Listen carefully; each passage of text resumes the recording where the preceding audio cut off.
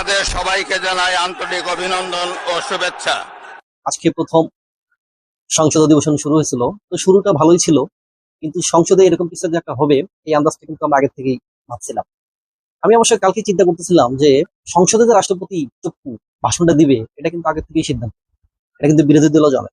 তো আমি চিন্তা করতেছি, মানে গতকালকে আমি চিন্তা করতেছিলাম যে বিরোধী দল সেখানে যাবে কিনা, কারণ চক্ষু যেহেতু সেখানে ভাষণ দিবে তাহলে কি বিরোধী দল সেখানে যাবে? তো দেখলাম যে তারা তো ঠিকই গেছে।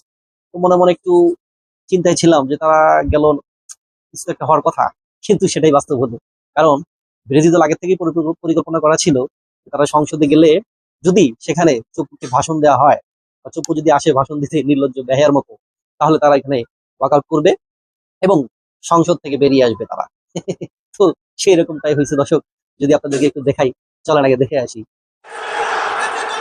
প্রিন্ট এবং ইলেকট্রনিক মিডিয়ার সম্মানিত সাংবাদিক বৃন্দ, আপনাদের সবাইকে জানাই আন্তরিক অভিনন্দন ও শুভেচ্ছা।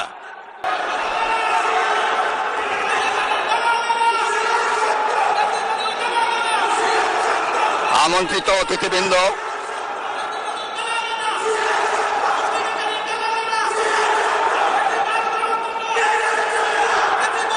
প্রিন্ট এবং ইলেকট্রনিক মিডিয়ার সম্মানিত সাংবাদিক বৃন্দ, আপনাদের সবাইকে জানাই আন্তরিক অভিনন্দন ও শুভেচ্ছা।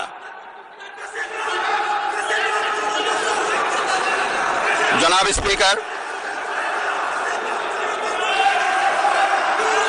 তো দর্শক, এই ছিল আমাদের বাংলাদেশের একজন বিশ্বমানের খ্যাতিমানের নির্লজ্জ বেহায়াপনা একজন রাষ্ট্রপতি, যার লজ্জা শরম বলতে কিছু নাই।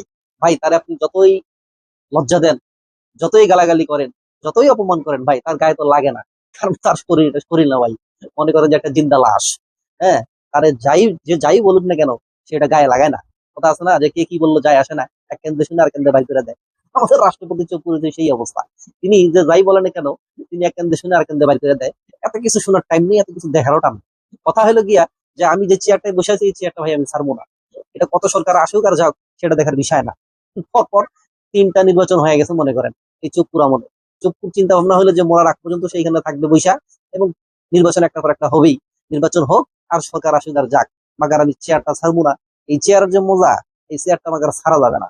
অপমান মানুষ করুক আর না করুক সেটা দেখার বিষয় না। কারণ চুপ্পু মনে করেন যে চোখে চশমা দিয়ে থাকে সবসময়। যদিও ভাষণের সময় চশমা ছিল না মনে হয়। যাই হোক, সে মনে করেন যে এরকম আমার মতো একটা কালো চশমা পরে থাকবে, আজকে চশমা পরে আইসি। মনে করেন এরকম একটা চশমা পরে রাষ্ট্রভবনে মনে করেন পয়সা থাকে। হ্যাঁ, কে কি বলে বলুক, এটা সে দেখাও না, এবং মনে করেন যে কানের মধ্যে হেডফোন লাগিয়ে রাখে, এটা শুনেও না। যে যাই বলুক, আমি আমার দায়িত্ব পালন করে যাবো, রাষ্ট্রপতি হিসেবে বৈশা থাকবো, একবারে খোড়া গেড়ে থাকবো বাংলাদেশ। আর এটা ছাড়বো না, কারণ এই চেয়ারটা বহুত কষ্টে শেখ হাসিনা আমার দিয়ে গেছে।